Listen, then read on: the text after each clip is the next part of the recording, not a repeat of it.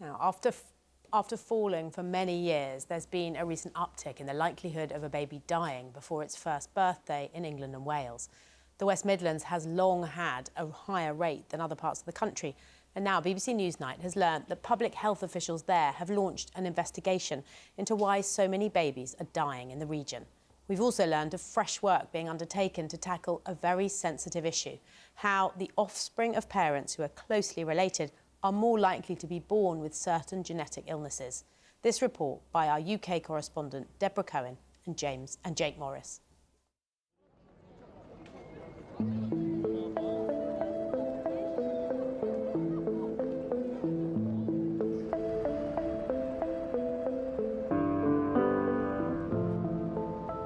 Infant mortality over time has tended to be considered an indicator of the development of society, really, and it's a very sensitive measure of the socioeconomic conditions in which children are being born and growing up. For many years, the likelihood of a child dying before their first birthday in the UK was decreasing, but something has changed.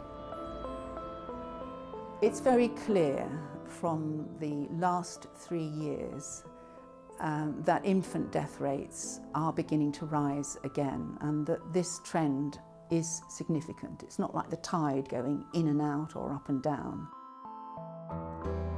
Around 4 in every 1,000 children in England and Wales are dying in their first year. That's up since 2014. It's a situation that's not gone unnoticed here in the West Midlands. The chances of a child dying before their first birthday in this region are significantly higher than the rest of the country. Following our inquiries, Public Health England has confirmed that they have started a fresh review into the reasons for this. The figures for most regions are near the England and Wales average, but in the West Midlands, that figure is significantly higher and also up since 2014. Drill down further into the figures for Birmingham, and it becomes apparent that in Britain's second city, things appear to be getting worse rather than better. We already know a whole range of complex and interlinked factors such as poverty, obesity, alcohol, smoking, and even how a child sleeps play a part in a high infant mortality rate. But here in Birmingham, they've known for many years that something else is at play. Cousin marriage in the UK is perfectly legal and has long been practiced in parts of the Pakistani and Bengali community, although it's becoming less common. Many children whose parents are close relatives are born completely healthy, but some aren't. For my generation, dating is all digital. Hiba Maroof from Bradford has recently investigated her own personal journey for BBC Three. In my culture, many prefer to find their partner offline and in the family, with their cousins. There's been a lot of studies in Bradford to show that we're kind of overrepresented when it comes to children who are born with genetic abnormalities. Like, the experience that I had talking to people was really interesting, because there were some people who were kind of like almost in denial about it, who'd be like, no, it's not the fact that I'm married to my cousin. I have 3 disabled children and they all have the same genetic illness, but it's not because I'm married to my cousin. When babies are born to related parents, there's an increased risk of them being born with what is called an autosomal recessive illness. That means they may die in infancy or have lifelong health problems. We all have 2 copies of each gene. In recessive illnesses, people who carry one normal gene and one mutated one will not be ill. When a baby is born, it will inherit one copy of a gene from each parent. If both parents pass on their mutated gene, the child will be affected.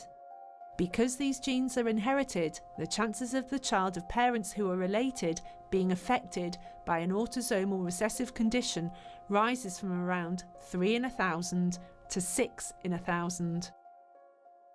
So in our service in Bradford, we admit about 800 babies a year to the neonatal service. Dr Sam Oddy is a neonatologist in Bradford. His unit looks after babies born with these very severe illnesses. I look after newborn babies, and the parents of newborn babies often feel responsible for their baby's illness, no matter what the cause. But there's a very strong kind of guilt and stigma associated with genetic disease in whatever community and whatever the cause. There's no question that congenital anomalies are part of the underlying explanation for excess infant mortality in certain parts of the country. That's very clear. And those who suggest that's not the case are willfully not seeing the obvious. In 2008, Birmingham was given funding for a major project aimed at reducing the number of children dying from autosomal recessive disorders. But in 2011, the funding was pulled. We knew that we were raising awareness, and we knew that the message about the links with between these recessive disorders and marrying close relatives was getting through, and it's almost become part of the folklore, if you like. But in terms of people coming forward for genetic testing, and in terms of the reduction of deaths due to these recessive disorders, I don't think we were able to illustrate, because the programme only ran for 3 years, that we'd had a major impact on outcomes. I think in many ways it was a successful project. It feels like it was a real missed opportunity to learn and to embed that learning into mainstream services.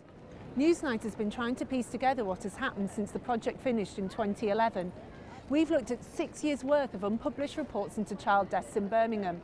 They contain a series of recommendations into how affected communities can be better supported.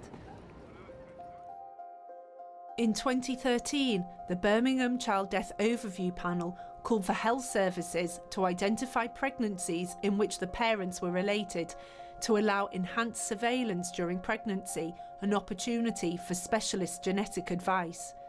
A year later, their report said there had been no progress made on this issue. In 2015, the review panel asked for more to be done when a family has already had one affected child. NHS commissioners are asked to review the extent and reliability of these services and ensure that community pathways are in place. And in 2016 they said, it is recommended that all families who have a child with a chromosomal genetic congenital anomaly are offered a specialist assessment of risk and future options. It is unclear to what extent those recommendations have been acted upon. But what we do know is that despite the effects of consanguineous relationships, that's one between close relatives, having been known about here for decades, Birmingham's most recent public health report referred to it as an unresolved local debate. Dr. Zahir Ali is a GP just outside Birmingham. For many years, he looked after his niece, who has an autosomal recessive illness following a cousin marriage. Well, speaking from a personal perspective, I personally don't believe things have changed a great deal. In my family, for example, the consanguinity still persists. The risks involved are very often put aside or just not acknowledged as perhaps they should be. I think it's disappointing because the evidence is very clear, and what's unresolved is how best to approach it. But it's no good hiding your head in the sand. It is there. And I would say it's not just the question of how many babies die, but it's also the suffering, the loss and the disabilities that are caused if a child does survive after the first year of life, to those parents and to those families. Few argue in favour of banning the marriage of cousins or other close relatives. Children born to older mothers carry an increased risk of illness too, but nobody would suggest older women shouldn't have children. So how can the risks be sensitively raised? My documentary probably reached a lot of people my age, and it probably appealed to them because they saw someone who looks like them on TV talking about something that they know about or might affect them. Because usually if my documentary was presented by an English blonde girl. Me. Yeah, by you. Yeah. It probably wouldn't appeal as much because they'd be like, automatically in your head you're kind of like, oh well, you don't have first-hand experience, or you haven't lived in that environment, so you're obviously not more suited to do that. Experts say there is some good work to help support communities going on around the country, but it's patchy, and more needs to be done to support the health needs of ethnic minority groups as a whole.